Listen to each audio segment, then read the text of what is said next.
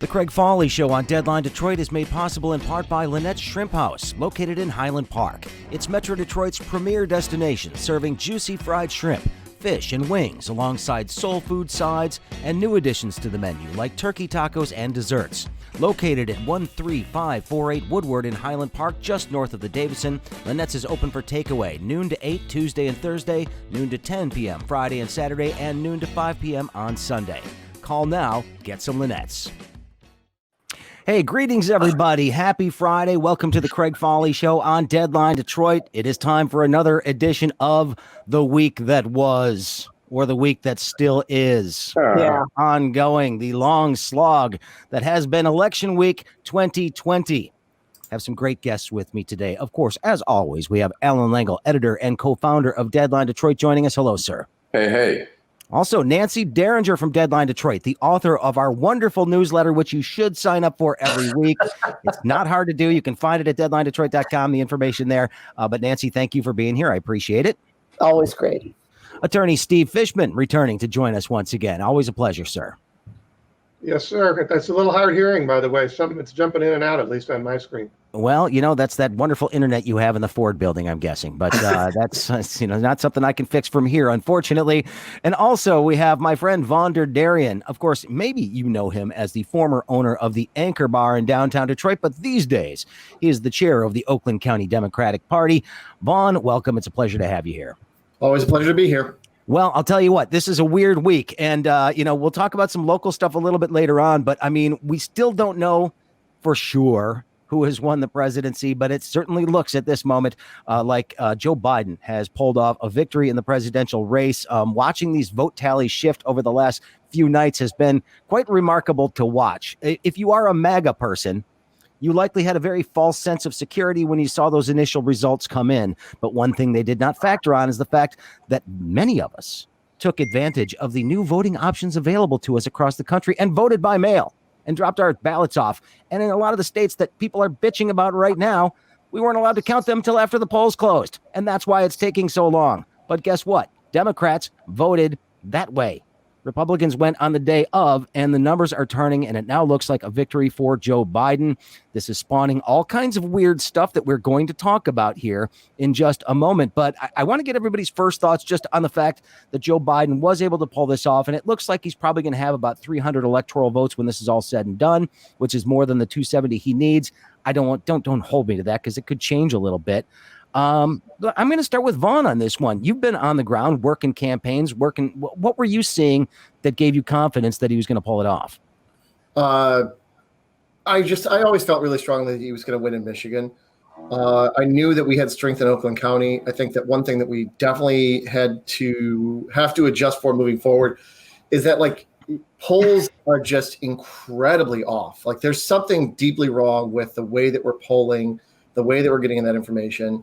And I always like to try and remind people that there's literally no other tool that we have to kind of figure out what the opinion of people in the public is. But the polling in Oakland County was overwhelming towards Biden. And even though it didn't kind of match what the polling said, it's still in Oakland County, it was a double-digit win for Biden and for our county executive, Dave Coulter. We had a lot of Democratic strength in Oakland County, and I knew that when you were I was out on doors last month, so you could really feel that. Well, I noticed, though, that the polling was wrong for Trump. He outperformed what the poll numbers suggested he would, but it was pretty spot on for Joe Biden. Everybody was looking at it like he was going to poll about 51% of the vote, which, is enough. And in all these different states that he's winning right now, he's hitting that number for the most part. Trump just outperformed. So I'm wondering if people who support Trump just didn't want to tell the pollsters that they like Trump. Are they unwilling to admit that? Or is there some sort of sampling thing we're doing wrong? I'm not sure what the answer is to that. I think it's probably a combination of some of the Trump people don't trust any media or pollsters. And I think also with the cell phone thing, so many of us do not answer the phone if we don't recognize a number now, particularly if it's from, an area code outside of our area.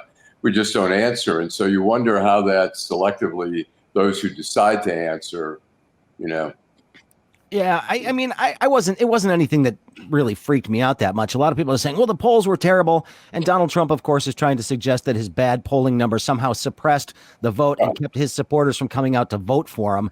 I'm going to argue in the opposite because both candidates drew a ton of votes. This was a record turnout.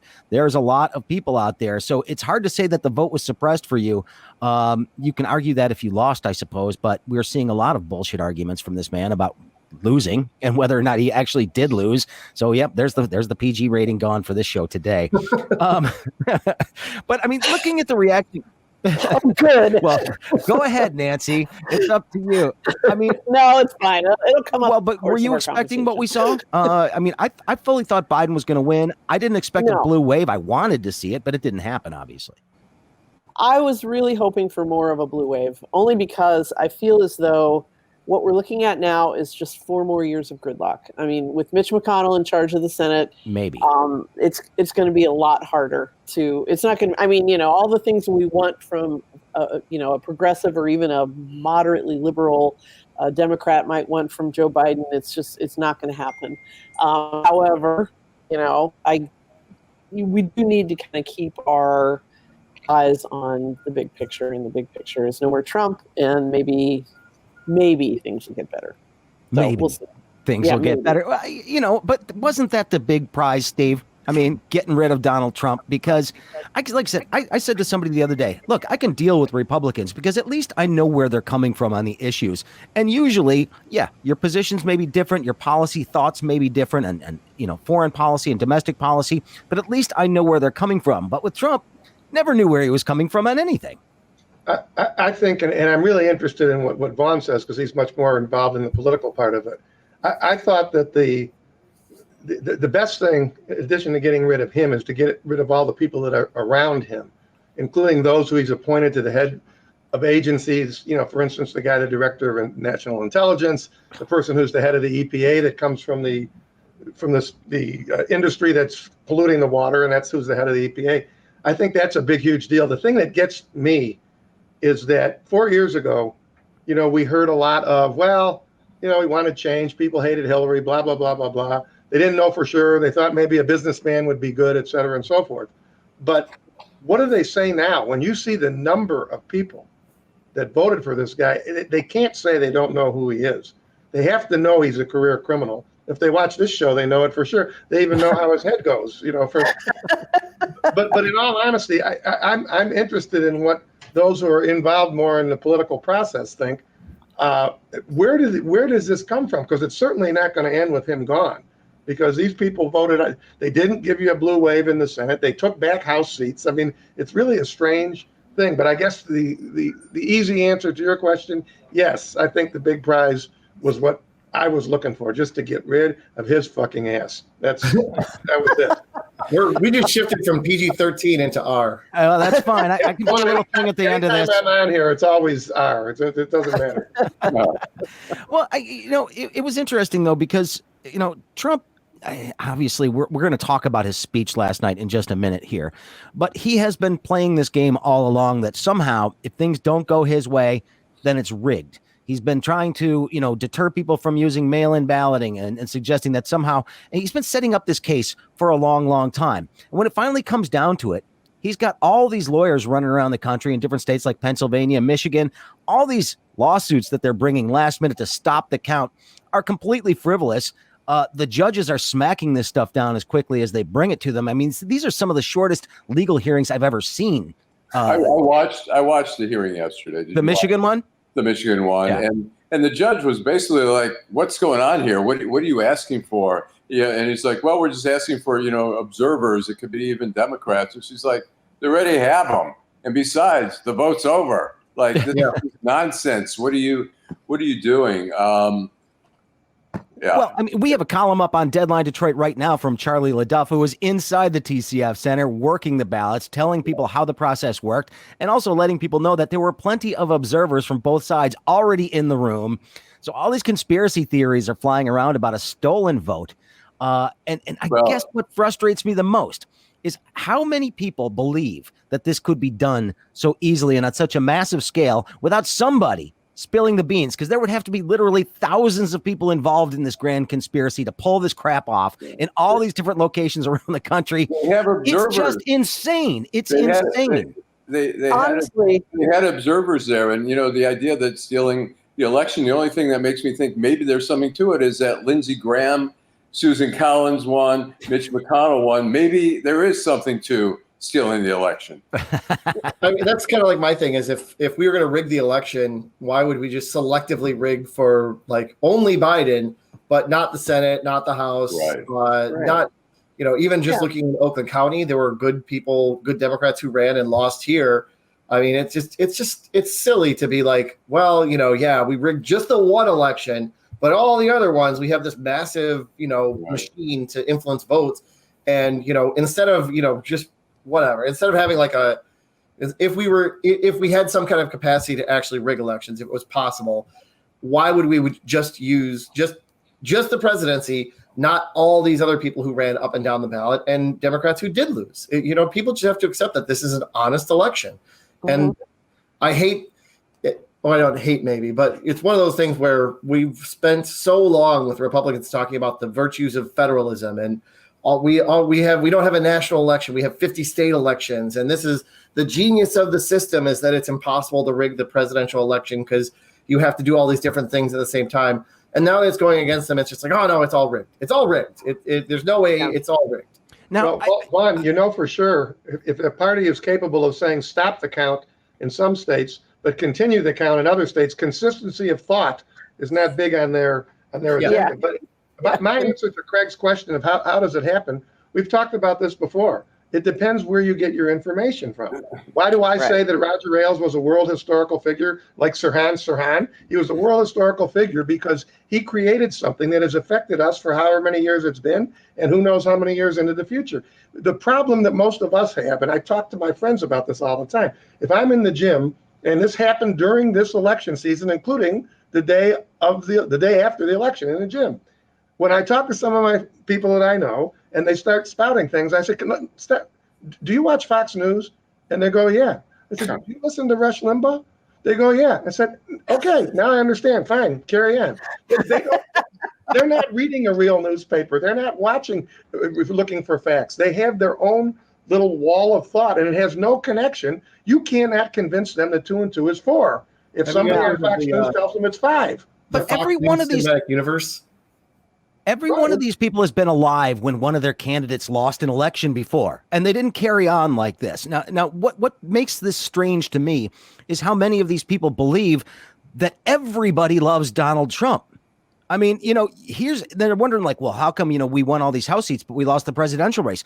You know why? Because a lot of Republicans split their ticket because they weren't going to vote for the orange guy again. They weren't going to do it. A lot of people did that. And that's exactly what's going on. But this level of disbelief that some of us could somehow not like our dear, beloved, godlike leader in Donald Trump. And I mean, it's gone beyond rational political thought to cult-like thought. And the fact that they are willing to go down with this ship is really, really shocking to me. Craig, you've got, 300,000 or 400,000 people in this country that believe in QAnon. And you're shocked that they... One of them's in Congress, by the way. Precisely. You're surprised that there's people who can't understand why we all don't love a career criminal? What's going on? Go ahead.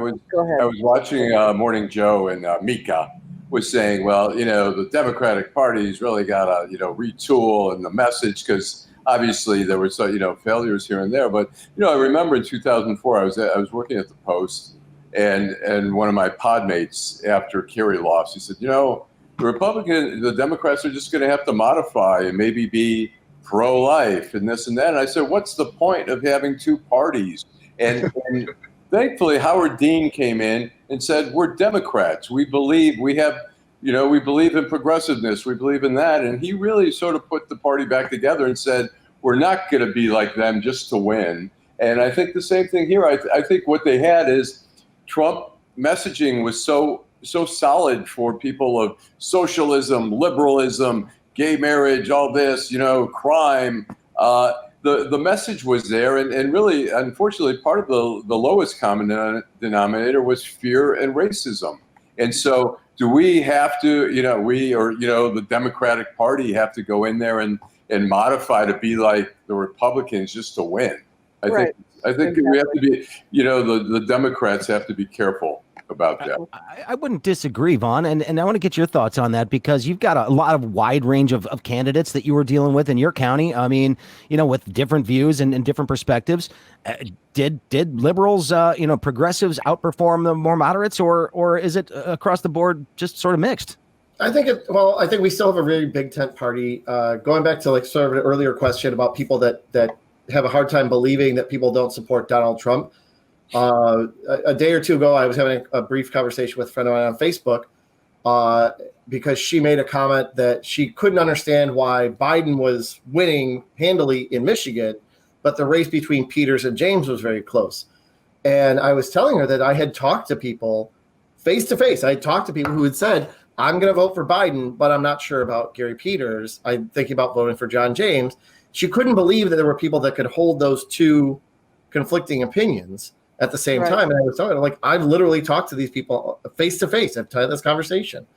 To Allan's point, I think that there's almost a weird sort of a special sort of self-flagellation that we go through as a country whenever Democrats take control or whenever we gain any kind of measure of power, where everybody says Democrats, yeah, you won, but how are you going to retool your message to convince more Republicans? Nobody has ever in the history of ever looked at the Republican Party and gone, hey, have you guys thought about maybe not being so blatantly racist? Maybe don't disenfranchise people. Don't try and tell people they can't have civil rights. Have you guys thought about retooling? Nobody's ever said that. The one time it happened was in 2012 when the GOP did that sort of the autopsy of the 2012 election. They came up with a list of things that they thought they were going to need to do, and then they threw it out the window. Right. So, I'm tired of hearing about how Democrats are going to have to modify our message. We're a big fractious caucus. We have a lot of different opinions inside, but there's a lot of things that we do have general consensus on, and that's what we should be focusing on. That's the messaging we should be talking about. We do represent the majority of the country, and the fact that all of that gets filtered through weird gerrymandered districts and through the Electoral College shouldn't really distract people from the fact that we have the majority of people, even like you're talking about the Trump fans who don't believe that there are people who don't support Donald Trump, when statistically we can look at polls, and polling stuff aside, consistently for the past 4 years, it's been about 60% of the country that doesn't like him. Trump. The people who are big Trump fans are the minority. And 7 of the last 8 presidential elections, the popular vote winner has been the Democrat. And that doesn't always mean that they make it to the White House because of the obvious Electoral College issues. Well, hold on a second. Before we get too down in the weeds about the Democratic Party, I want to real quick. I just want to say, yesterday when Trump gave his speech, he does not understand that his speeches, he's talking to the whole country, not just his base. When he goes to the rallies, he can say anything and they buy into it. But when he's talking to the whole country, it's a whole different thing, and he doesn't understand that. Well, that's what I was about to get to, is the speech that we witnessed from Donald Trump last night. At least some of us did. I actually switched over to Fox News so I could watch the rest of it, because MSNBC cut him off after about 30 seconds. CNN kept it going, but then basically had a scroll underneath saying he is lying. He goes out there and basically says that legal votes, I won. Illegal votes, I didn't. And what pisses me off about this is that now the Trump supporters are saying, well, you can't even use the term legal votes. And I said, that's because they're all legal. By using the term legal votes, you are implying that there are illegal votes out there, and there is no proof of that whatsoever. The president gave one of the most disgraceful speeches in the history of the American presidency from the White House last night. It was basically a low-energy speech, a dump of grievances, basically a guy who knows he's losing, can't admit it because he is a total wuss. And he's shown that to us time and time again. But that was a disgraceful display last night, something that will be following him for the rest of his days through all eternity. Every time there's a documentary about the Trump presidency, every time the History Channel does something on the presidents, they are going to show that speech. They're going to show him looking like the whiny bitch that he is, because that was awful last night. No, I'm serious. I was pulling my hair out last night at watching this from the White House. The fact that you have a man who is willing to basically undercut our democracy for his own personal gain. If I'm Nancy Pelosi, I'm thinking about impeaching him right now just to get him out of the office before January 20th, because who knows what kind of damage this guy can do over the course of the next couple of months. Greg, do you have any blood pressure? He's going to leave. I've been drinking coffee for 3 days straight, staying up to watch this crap. But I'm not wrong. Does anybody disagree with a word that I said in that? No, except for the for all eternity part. That was that sounded kind of like the epilogue for Gladiator. You know. Well, okay. Ask not what you can do for your country. Ask what ask not what your country can do for you. Ask what you can do for your country. John F. Kennedy, right? Yeah. Abraham Lincoln, 7 years ago. Donald Trump, it was rigged. That's what he's going to be remembered for. There's no other speech he's ever given that is going to have that much historical weight. I said something a few months ago. There was, I don't remember what it was that happened, but there was some Trump-related thing was in the news, and I made a comment I made a post on Facebook about how this day, it was the best day for Trump fans that they were going to have, because every day that you move on from that, it's going to get worse. And that's basically the way it's going to be. You know, everybody out there, the 30 or 40% of people who really do support Donald Trump and love him, they're going to have to live the rest of their lives. And we are going to get to that point where there's going to be a History Channel documentary, the dark days of Donald Trump's presidency. There's going to be all those exposés about the rumor stuff about Donald Trump, his secret eating habits at 3 a.m. in the White House. All this stuff is going to come out, and it's going to become apparent that, number one, this guy is ridiculous. He's an absolutely insane person who has all these weird foibles. And all that stuff is going to be dug through for the next 40 or 50 or 100 years. And the other thing that's going to come out, and it's going to be consistent, it's going to be a consistent drumbeat. As soon as he's out of office on January 20th, all of this is going to start to come out where people are going to see what a criminal he really was. And they're going to have to live with that for the rest of their lives. For the rest of their lives and for all eternity. Hey, all eternity. Yes, humans will be long gone before all eternity comes upon us. But I'm just saying, as long as we're following this stuff, it will be following him. Go ahead, Steve. Following up on what Vaughn is saying, it's all going to come out. A lot of it's going to come out if everything goes the way I hope it goes. It's going to come out around January 21st or 2nd when the indictment comes out, because this indictment will have plenty of facts in it. I guarantee you guys mark this down, because I know from representing people who were public figures, when they indict somebody who's a public figure, you can remember when they've indicted even these guys connected with Trump. The indictment's going to be 25 pages, and it's going to list all this stuff, and it's going to cite to specific things so that the public will see it's not just some guy in New York that says, oh, I think I'll indict him because he's an asshole. I mean, that part will be maybe only for half a page. The rest of it will be all the facts and circumstances. And I agree 100% with Vaughn that that's going to be something that people are going to have to deal with. The question I have, though, is what do you think the normal Trumpist, whatever they call him, what's going to be his or her response? Do you think, Vaughn? I think they're going to do their best to sort of meld into the background. You've probably seen that gif of Homer Simpson, backing into the hedge and then coming back out. There was a story. This was a story that haunted me. One of those things that you see on the internet about this guy who was in college. He went to this local restaurant, and he happened to be a history grad student. And he hung around at this bar that was run by this older couple, and he loved them. They were just wonderful people, and he really loved spending time at the bar. And one night he was looking at the pictures they had on the wall, and he noticed that some of the pictures, they were a German couple. And he was looking at some of the pictures, and he noticed that some of the insignias that they had, or some of the things that they had in the background, show that they were diehard Nazis, basically. And so he brought it up to them and mentioned it, and they lost their minds. They lost their shit and were just yelling at him. You don't know what it was like. You get out of our restaurant. You can't do this.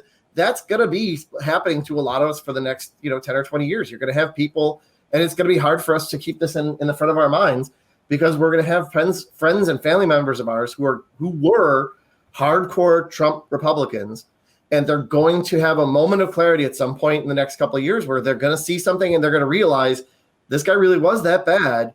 I was wrong. And they're going to want to try and do some sort of mental take back. And we have to I don't know. We're going to have to figure this out. I mean, I'm not expecting any sort of Nuremberg trials here or anything like that when it comes to this. But I mean, is this going to be one of those things where, you have to explain to your grandkids someday why you supported Donald Trump? I don't know. If they're still speaking to you, they may spit on the ground when your name is mentioned. So, Well, I think, look, we have a history here in this country. I mean, we had slavery. We had the separate drinking fountains, separate restaurants, barring black people from hotels. A shameful period, and I think this may go down as one of those very shameful periods. Well, I want to give some credit to people who voted this time around that maybe haven't been out there in a long time to get out there and vote this guy out. And you look at the turnout in Detroit, you look at the turnout in Atlanta, you look at the turnout in Philadelphia, you look at the turnout in places like Pontiac. I mean, black people showed up to vote in huge numbers. And you look at the totals across the country, it's like 90 to like 6 or something like that in favor of Donald Trump. You look at the organization that's been going on the last couple of years around the country to get people registered, get them motivated to vote. I never in my life expected Georgia to flip as quickly as it did. I mean, obviously when Stacey Abrams was running, she did a pretty good job there in getting, the Democrats back on at least a somewhat level playing field. And right now it looks as if Georgia may hold for Joe Biden here. We're going to do a recount. That news. Well, there is going to be a recount there, and there should be when it's that close. I don't have a problem with that. No, that's absolutely. Nobody should have a problem with recounts. I don't have a problem with recounts. All I said was, I just said, don't jump. Don't write it off yet. It's still going to be a whole lot of credit to the people who were on the ground getting people off their butts to get out to the polls. It really was an impressive thing. And like I said, Vaughn, you're involved in this kind of stuff all the time. This is not an easy lift to get people to actually go out and do it. And now it doesn't hurt that you're allowed to actually vote by mail these days. That's a good thing. It makes it a lot easier to participate. Go ahead, Nancy. You guys have been yakking a lot, and you need to listen to the women here. We need to re-engineer voting at least in the state of Michigan and maybe in the whole country. I mean, I was having a discussion with my husband. We're being cautious around COVID, and we applied for absentees. I had to have one because I also was a poll worker. Charlie LaDuff was not the only deadline contributor doing that. That's right. I apologize. Working a precinct all day. And as I was filling out my ballot and talking to my husband about his, we discussed, this is a better way to do it. This is because there's always those races that surprise you. The judges, oh my God, this weird issue, this weird Wayne County tax issue that I know nothing about. But having it in front of you for a few days, after it arrives and you turn it back in, you can do your research. I became a better voter since I started absentee, and it's going to become it's more pleasant, it's less hassle. And it is going to become a lot more popular with Proposal 3. So we have, I think one of the problems around this counting, this enormous count, is the fact that we're still kind of set up, the voting infrastructure is still kind of set up for the days when the absentees were a fairly small portion of the entire, vote cast. But as it grows, we're going to have to figure out better ways to count absentee, or to vote by mail and count absentee ballots. I mean, to be fair, the Michigan law, my understanding of it's correct.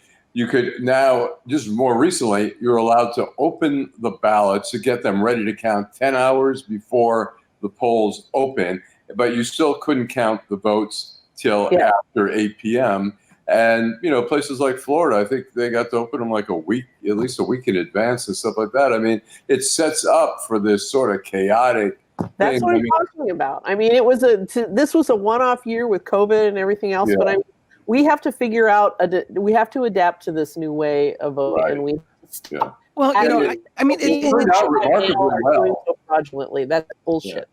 It turned out remarkably well, really, considering across the country. I mean, masses like Pennsylvania. I mean, they're doing their best. They're processing it correctly, and Nancy, you have the firsthand experience. I mean, it is done with a lot of integrity, the whole process, I don't disagree. But for me, look, I agree with Nancy entirely that it was really, really nice to fill out my ballot when I had my computer in front of me. I could look up the different judges' records. I could look up endorsements from the newspapers and everybody else, get their take on who these people were, especially in races like school board. I mean, that's not an easy thing to do. And it helped. And then I was able to go on the Secretary of State's website and they could say your ballot was mailed out this day. We received it on this day. So I knew they had it in their possession and it was going to be counted. Now, the legislature could help out a little bit and allow some of these ballots to at least be processed a couple days in advance so they could then at least just start sorting them through the machine in the morning of the election so they have some initial tallies that they could put out there. It's not that hard to do, but they purposely did not because this narrative that somehow this election was being rigged doesn't work if you're getting accurate counts of votes right up front. And that's something that I do think that Republicans in a number of states purposely wanted to make this as slow and drawn out as possible so that if it wasn't going their way, they could use this narrative. Even in Michigan, this is the thing. We as a party had been trying to get the Democrats in Lansing to kind of work with us to make this process work better. And instead of doing that, they dug their heels in. They didn't want to work on it. They kept trying to find ways to dodge the responsibility of making it work. Because Nancy is right. It is a much better way to vote. It just is. I voted absentee this year, and I'm a big believer. I love to go to the polls physically. I love to take my kids. It's a big thing. I don't have an objection either. But it's better to do it. I mean, Canada does it this way. I mean, there are 5 states that do it this way. It's are those any less legitimate than what we did this year? They're communists up there. Communists. They have free healthcare too. Before we move on from, well, maybe we're never going to move on because this is only topic 8. But I want to say something about these. You were talking about the Trumpers and the people who are going to keep believing and keep believing. Everybody who has raised a child, and I think 4 of the 5 of us here on this screen are all parents, understands what a tantrum is and how you deal with a tantrum. Okay. You do not, sit down and try to talk with a 2-year-old who is screaming and yelling and throwing themselves on the floor and, everything else. You say, time out. You're going in your timeout chair, or you're going to go to your room, or whatever your method is. And we'll talk when you calm down. And that is the way I feel about what's going on down at the TCF Center right this minute. Right now. And for the last couple of nights, it is a long, ugly cry tantrum. And at this point, I am not in absolutely no mood. I have a first runner-up schmuck of the week this week. I'm not going to mention his name, but tried to both sides the Gary Peters and John James. And what John James is doing is disgraceful. Well, why don't we tell him what he's doing? Oh, he's refusing to concede. Yeah. Even though he lost by 80,000 votes, he's refusing to concede. Yes. Yeah, he's sticking with the Trump narrative that this was somehow illegitimate, blah blah blah, and it's unbecoming. I mean, he's lost statewide office twice now. I give him a lot of credit. He got a lot closer than I thought he would. Certainly a lot closer than the polls would. But now he's strike 2. Okay. If he keeps this up, he needs to mellow out, broaden his base, stop talking, saying 2,000%. He's never going to have statewide office at this point. He's going to have to settle for some congressional seat in some right-wing district that he'll have to move to. So maybe. Think about this though. John James and his campaign say that the counting of the ballots was illegitimate. Now this is a black guy, right, who tried his best to show. You see, I'm black. I'm from Detroit, even though he went to Brother Rice to high school, by the way. And moved to Farmington Hills. He moved when he was 9. Yeah, but the point I'm saying is that what he's basically doing, he's basically saying the same thing Trump said last night. You guys keep calling it a speech. I don't call it a speech. It was a screed, a diatribe. It wasn't a speech. Speeches are given by Abraham Lincoln, Stephen Douglas. I mean, not that guy. But my point being, how can you look in the mirror? Because he's got to shave and comb his hair. When you look in the mirror and you realize what you're really saying, when you say this whole thing is all bullshit, what you're saying is, those black folk didn't really do. They weren't really. They're cheating down in Detroit or in Flint or in Saginaw. And somebody ought to say that. Because if I were on somewhere, one of those MSNBC, that's what I'd say. I'd ask him, Mr. James, now let me make sure I understand what you're saying. You're saying the black people in Detroit didn't vote for Mr. Peters? Is that what you're saying? Or are you saying they're in a big conspiracy to screw you over, another black man? That's what he's not even realizing. And Nancy, how many people did you have storming your polling place? Zero. Zero. Of course. Nobody goes to Bloomfield Hills. Yeah, or Grosse Pointe. Exactly. You know, it's just. My polling place was in a very poor part of the east side of Detroit. We had a blighted building across the street from the church where we were working, another one right around the corner. I was really hoping the Pistons would bring their taco truck around at lunchtime so that, we can enjoy a little bit of that. I think they had a DJ or maybe a band or something. They didn't do it. It was a very humble place. But yeah, nobody stormed it. And let me just say this, and I don't want to sound too West Wing, first season West Wing here, but there is something about seeing a very, very old, Black Detroiter coming in on a walker or in a wheelchair with some parent or grandchild helping them. They get them to the ADA booth and they sit down and they take a long time to fill out the ballot, and it's touching. It really is touching. It's like this is the little bit of power that a poor Detroiter holds, and for somebody like you said, like John James, he's looking in the mirror at putting on his Crest white strips for the day. He's like, how does he do that? I don't get it, but. Well, like I said, I've never seen a whole bunch of challengers at polling places in Grosse Pointe or Bloomfield Hills or Farmington Hills or anything like that. This automatic assumption, this is the thing that really, really has been ticking me off the last couple of days too. This automatic assumption by the Republicans that cheating is happening in minority areas. Yeah. Is always. Just, it's racist at its core. Yes. And they don't recognize that it's racist. You're like, you know what? I've never seen you once challenge a ballot in your town. And I guarantee you there's not a whole big group of people coming up from Detroit to the suburbs to monitor the poll and intimidate people who are trying to exercise their right to vote. Because if they did, they'd be in jail. The cops would come and lock them up. That's what they would do. We talked a little bit about this before the show started, and I just want to say it for the whole audience. There was something that was so disgustingly racist about the incident on Wednesday afternoon when you had the Board of Elections workers who were trying to count those ballots in that giant space at TCF Center, almost all of whom were Black and female, and Charlie LaDuff, of course. And outdoors you had an almost entirely white crowd that is acting like complete freaking lunatics, pounding on the windows. And, they're trying to, it was disgusting. And, they put up that stuff to block the view. There were dozens of Republican challengers in the room who were watching the whole thing, but they were mad because they wouldn't just fling the doors open and let all of these idiots come running in and breathe down people's necks. They had hundreds, more than 160,000 ballots to get through in about 24 hours or so. And they had to work. It's a process, okay? It's not like they're going 1, 2, 3. Ooh, this one's for Trump. Well, go ahead, Allan, and then I got a funny story to talk about that. Some of the litigation in Pennsylvania was that they were able to move the observers were able to, instead of 10 feet, they were able to be 6 feet away. And, the Attorney General in Pennsylvania said, great, at a time of COVID, they want to get closer to right. They want to be breathing on you. While it's just. I'm glad you brought up that case in Philadelphia, because there was a hilarious moment in one of the cases brought in Philly. They were trying to stop the count because they said that their observers didn't have access to the polls. And the judge, a guy named Diamond in the Eastern District of Philadelphia, asked a very simple question of the attorney for the Trump administration. He said, well, did you have anybody in the room? And he said, it was a non-zero number, was the answer from the attorney.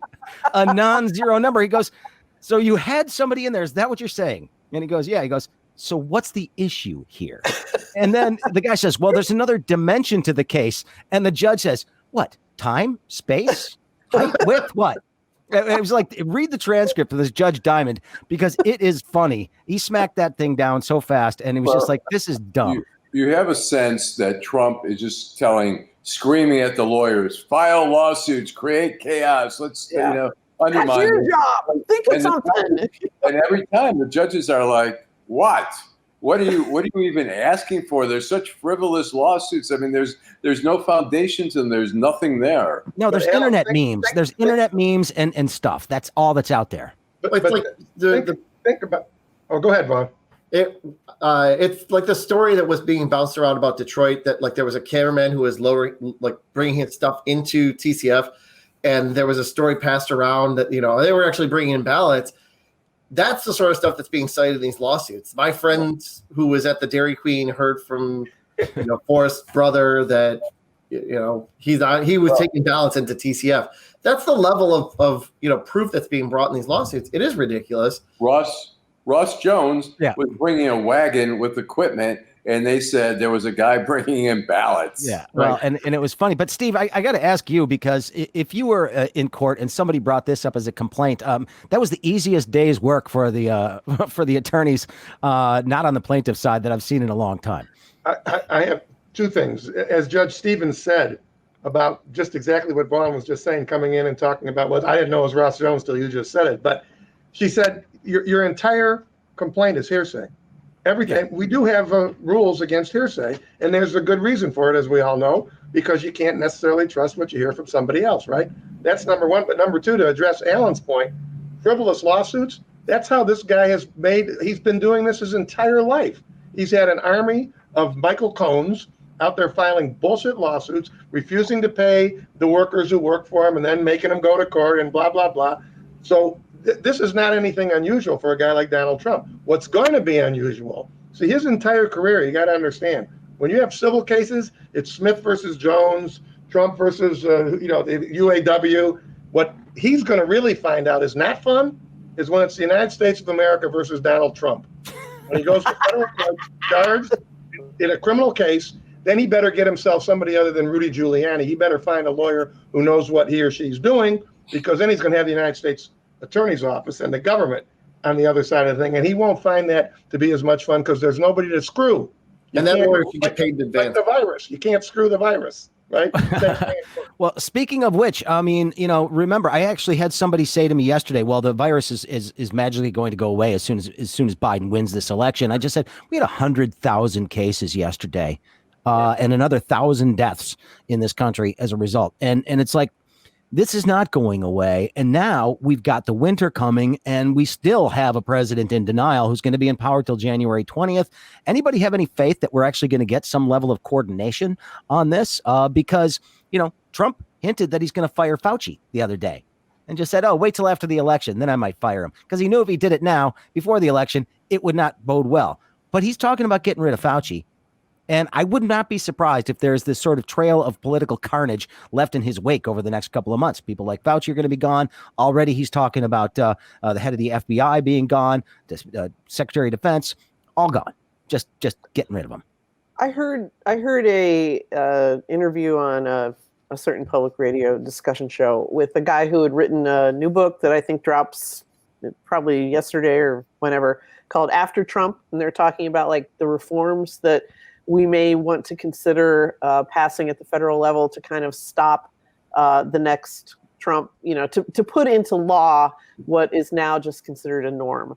And the last question was, what do you, if he loses this election, what are you worried about in the transition? And the answer, the short version of the answer is a whole lot. There is so much damage that can still be done in these, 70 some days until January 20th. Go ahead. I can tell you, I learned something last night. We were at a friend's house, and their son, a good friend of my son, he was working at the poll, and he's very connected. He works in DC, and he's a lawyer, and he was talking exactly about this transition. They're very, very concerned.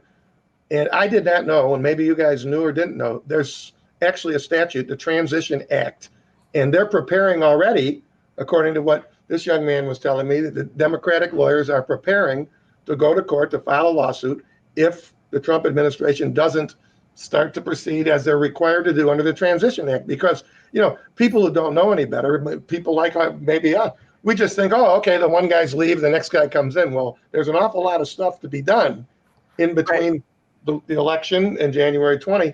And I can tell you with some assurance, because this kid is in the middle of everything, that they're prepared to go to court and, just like they've done on other occasions, and force this guy and his administration to comply with the statute.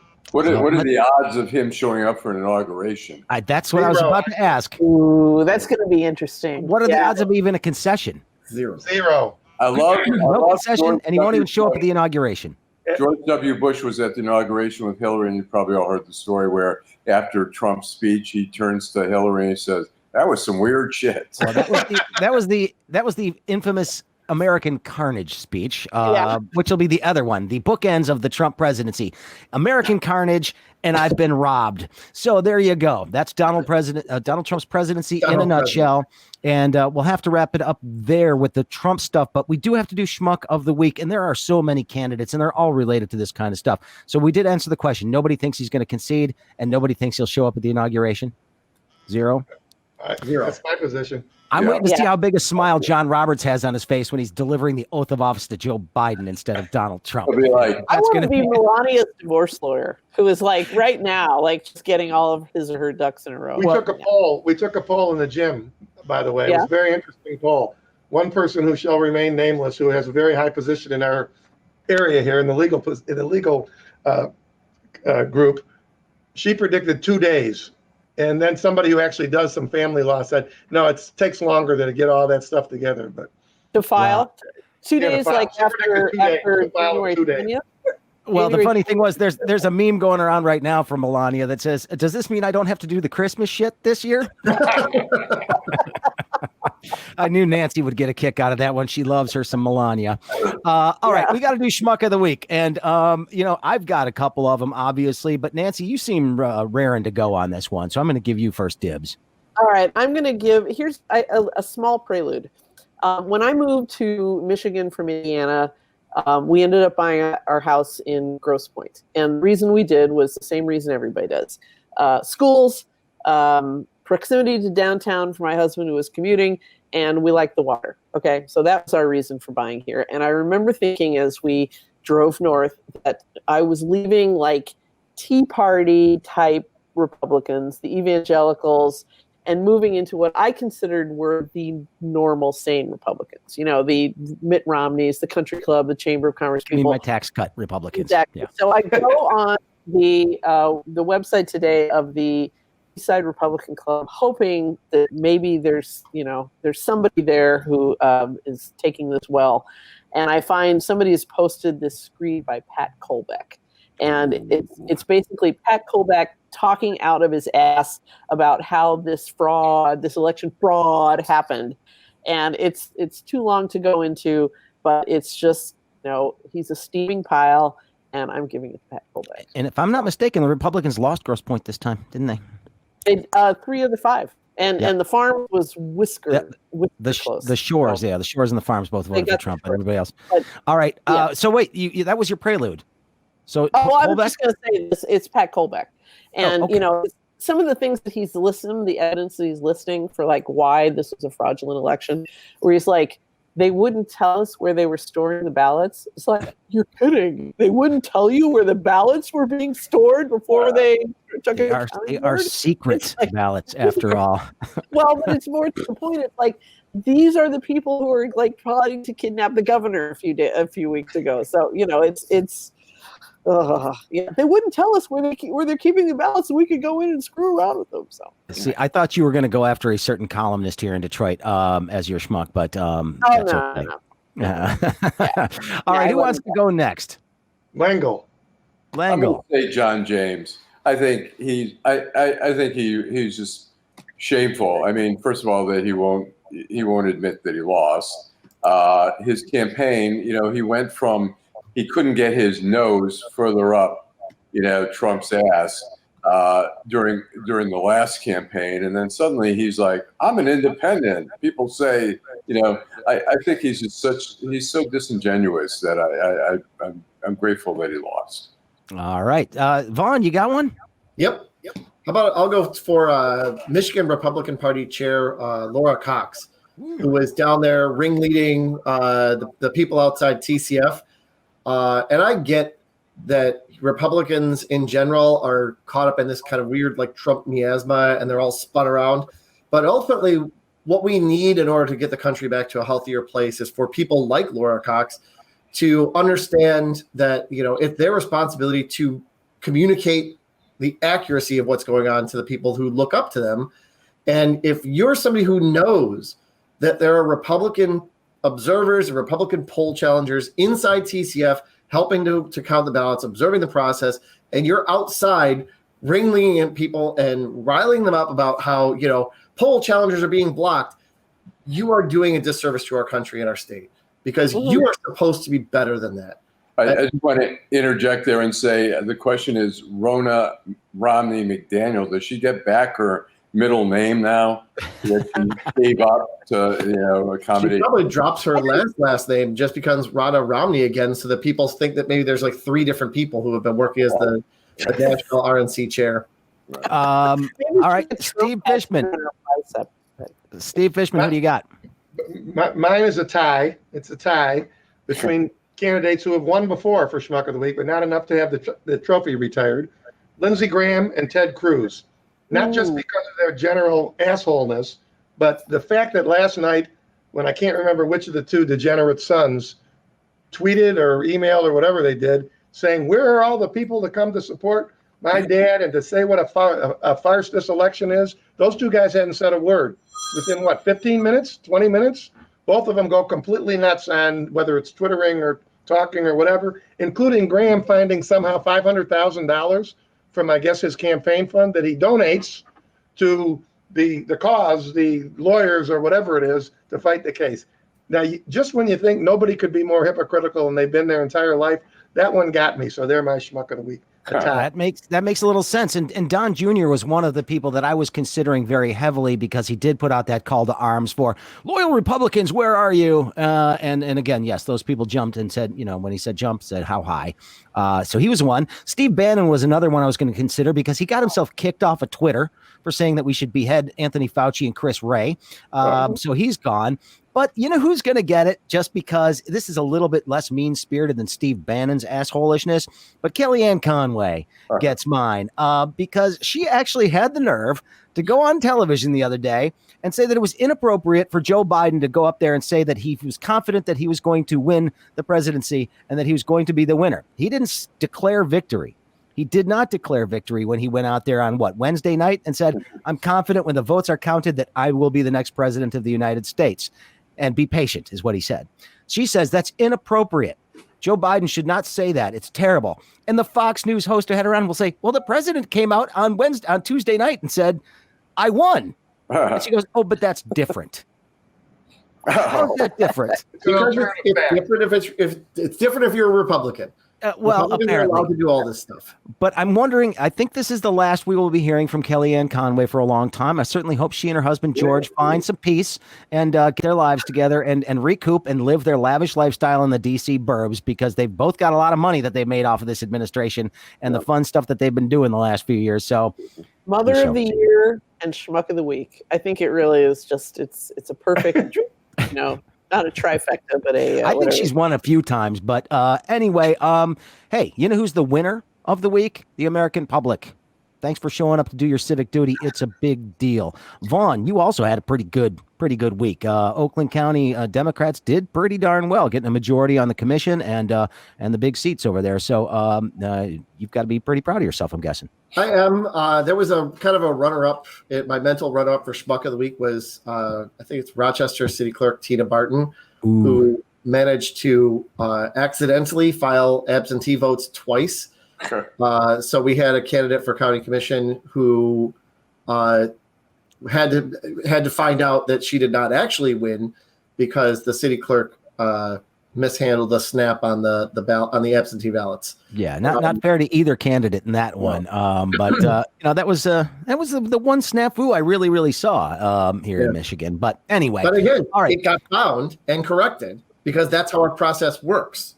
Yeah. Well, that's right. That's right. You could have continued to steal it there, Vaughn, but you decided against it. So, all right. Well, we got to wrap it up, because we all have to go back and watch the Pennsylvania numbers come in, because that's going to be the tipping point, and that could be when we see the final meltdown of Donald Trump today. So we shall see.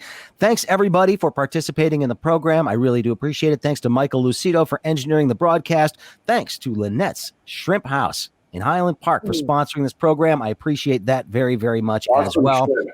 And I also want to thank my guest, Vaughn Derderian, head of the Oakland County Democrats. Thank you, sir. Attorney Well- Steve Fishman. Appreciate it very much. And Steve, I wanted to have you on today to reward you for being with us this whole time and being there every time we needed a guest. I always appreciate it. So thank you. Okay, no problem. You know, you can call me whenever Wait you want. until you get the Okay. billables. Yeah. You're a man. Nancy Derringer, we appreciate it as always. If you're concerned about voting security, I recommend everybody to volunteer to be a vote or to be a precinct worker. You will be paid, you will be trained, and you will see how the process works from the inside. And your mind will be eased. Nah, it's a lot easier to scream at our keyboard. So, that's what's going on. And Allan Lengel, as always, hopefully the knee's healing up pretty good. Yeah, I see you're on the couch this week instead of the bed. So Slowly. progress. All right. Well, take us out, Allan. All right. Stay home safely. The Craig Foley Show on Deadline Detroit is made possible in part by Lynette's Shrimp House, located in Highland Park. It's Metro Detroit's premier destination, serving juicy fried shrimp, fish, and wings, alongside soul food sides and new additions to the menu like turkey tacos and desserts. Located at 13548 Woodward in Highland Park, just north of the Davison, Lynette's is open for takeaway, noon to 8 Tuesday and Thursday, noon to 10 p.m. Friday and Saturday, and noon to 5 p.m. on Sunday. Call now, get some Lynette's. My name's ML Elric. I'm an investigative reporter and a connoisseur of fine yogurts. I know a little bit about Detroit, I know a little bit about deadlines, and I'm asking you to become a member of DeadlineDetroit.com. Like me, I'm not asking you to do anything I wouldn't do. I'm making a monthly donation. My wife is making a monthly donation. I know that seems redundant, but they need the money, and the money goes to a good place. Getting the story out, getting the truth out. Because if we don't support local journalism, there's some people a couple blocks away from here who are going to get away with a whole bunch of stuff that's going to cost you a whole lot more than just a few bucks out of your pocket every month. Go to DeadlineDetroit.com, become a member. You'll see it's really easy at the top of the website. Give early, give often, give generously. Just give a damn. That's the best way I know how.